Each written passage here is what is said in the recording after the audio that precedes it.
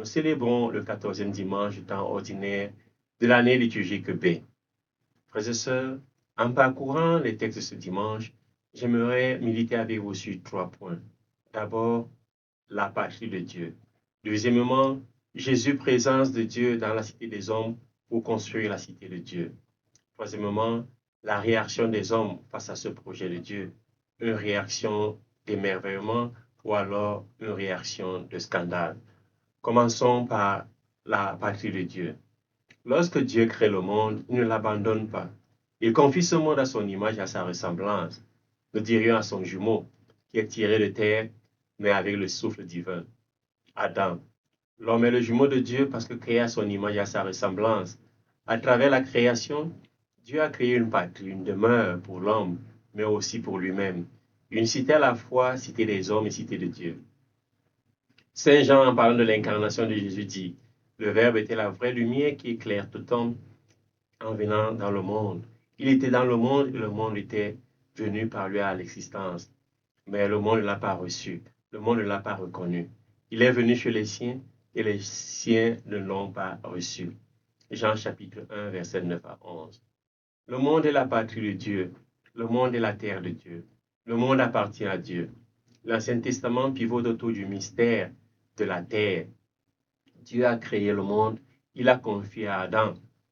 Après le péché d'Adam, puis celui de Caïn, Dieu décide de purifier la terre par le déluge et confie cette terre par la suite à Abraham.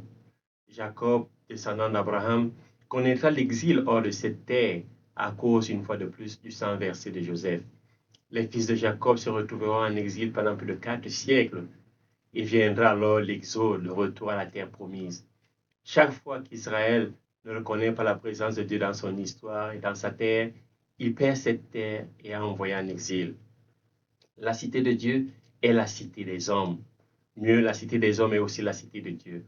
Ceux qui reconnaissent la présence de Dieu dans leur quotidien sont amis de Dieu. Ils ne connaissent pas l'exil. Dieu est présent à travers ses prophètes, comme le rappelle la première lecture et l'évangile. Il y a un prophète parmi nous, sur notre terre. Le prophète est la présence de Dieu. N'ayons pas le visage dur et le cœur obstiné pour méconnaître cette présence de Dieu sur notre terre, dans notre cité. Mais comme les yeux de l'esclave vers la main de son maître, comme les yeux de la servante vers la main de sa maîtresse, que nos yeux levés vers le Seigneur puissent reconnaître sa présence, attendre sa pitié. Levons nos yeux vers Dieu et attendons sa visite, sa pitié. Reconnaissons sa présence qui nous sauve. Deuxièmement, Jésus, présence de Dieu dans la cité des hommes pour construire la cité de Dieu.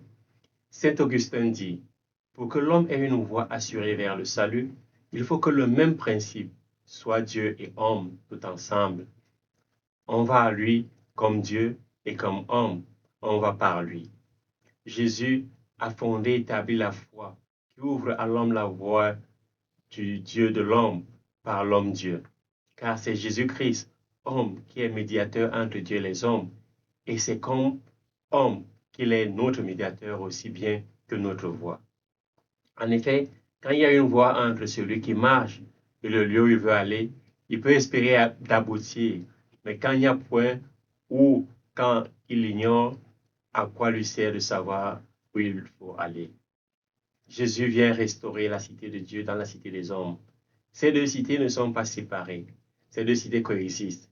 Comme la terre promise est devenue le lieu de la présence de Dieu, avec la présence de l'arche de l'Alliance, puis du temple, Jésus devient le nouveau temple qui est présence de Dieu dans la cité des hommes. Et pour bâtir ce temple, il va falloir paradoxalement détruire ce temple et le reconstruire en trois jours. Il sera relevé. C'est alors que sera venu d'adorer Dieu, non plus sur une montagne, mais en esprit et en vérité. Jésus est venu transformer la cité des hommes en cité de Dieu. C'est à travers la sagesse de Dieu, surtout la sagesse de Jésus et sa puissance, qu'il vient restaurer la cité de Dieu au cœur de la cité des hommes.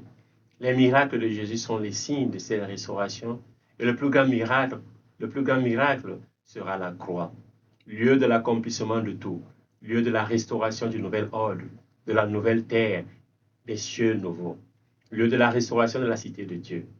Matthieu dit, mais Jésus, poussant de nouveau un grand cri, rendit l'esprit. Et voici que le rideau du sanctuaire se déchira en deux.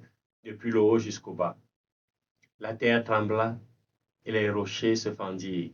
Les tombeaux s'ouvrirent, les corps de nombreux saints qui étaient morts ressuscitèrent, et sortant des tombeaux après la résurrection de Jésus, ils entrèrent dans la ville sainte et se montrèrent à un grand nombre de gens. Matthieu chapitre 27, versets 50 à 53.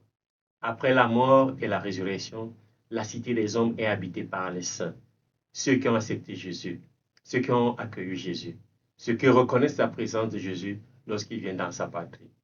Où est la patrie de Jésus? C'est le cœur de l'homme, c'est la famille de l'homme, c'est l'Église, ce sont les nations. Jésus vient dans sa patrie pour la changer, pour en faire une patrie de Dieu et pour Dieu, une cité de Dieu et une cité pour Dieu.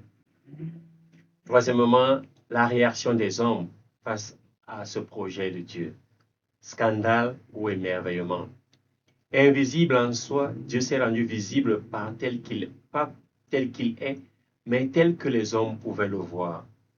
Dieu s'est rendu visible pas tel qu'il est, mais tel que les hommes pouvaient le voir. C'est ce Dieu que Jésus révèle, tel que les hommes peuvent le voir. Mais malheureusement, les hommes depuis les temps anciens jusqu'à ce jour ont le visage dur et le cœur obstiné. Les hommes se scandalisent de ce projet de Dieu qui s'est rendu visible à nous en visitant sa patrie. Se scandaliser, c'est tomber dans le piège du malin et refuser Dieu, comme Adam et Ève, comme le peuple dans la première lecture. Malgré le scandale, si nos yeux sont levés vers la main de notre Maître nous montrera sa puissance, la puissance de son amour, car c'est dans notre faiblesse, c'est dans notre scandale que se manifeste la puissance, la dynamisme de Dieu, comme le rappelle Saint Paul dans la deuxième lecture. Comme les contemporains de Jésus, nous nous livrons aussi au scandale, nous nous laissons scandaliser. La parole de Dieu, la sagesse de Jésus, la puissance de Jésus ne sont pas pour le scandale, mais pour l'émerveillement. Nous devons nous laisser émerveiller par Jésus, qui vient transformer notre cité des hommes en cité de Dieu.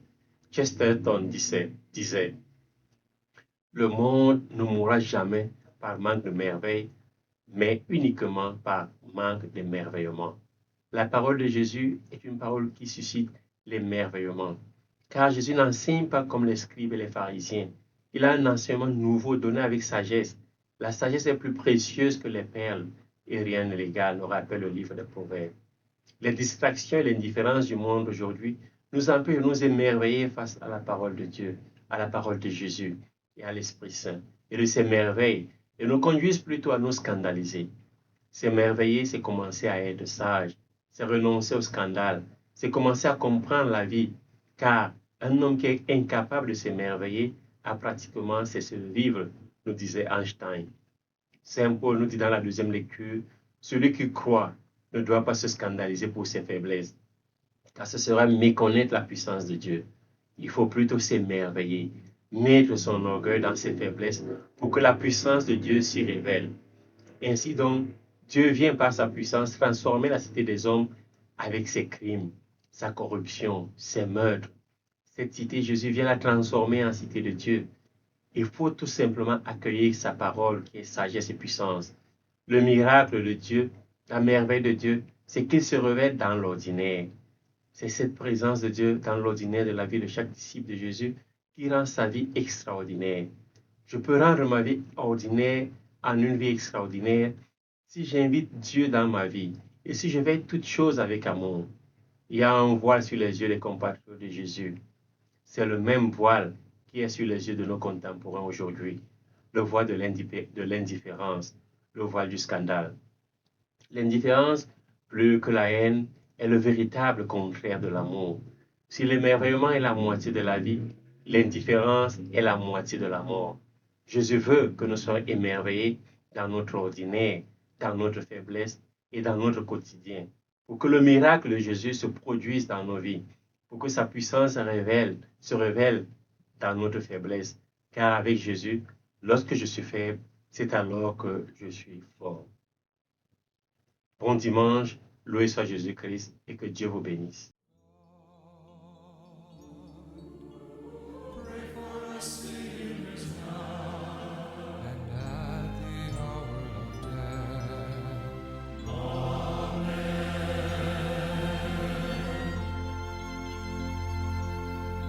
Gentle woman,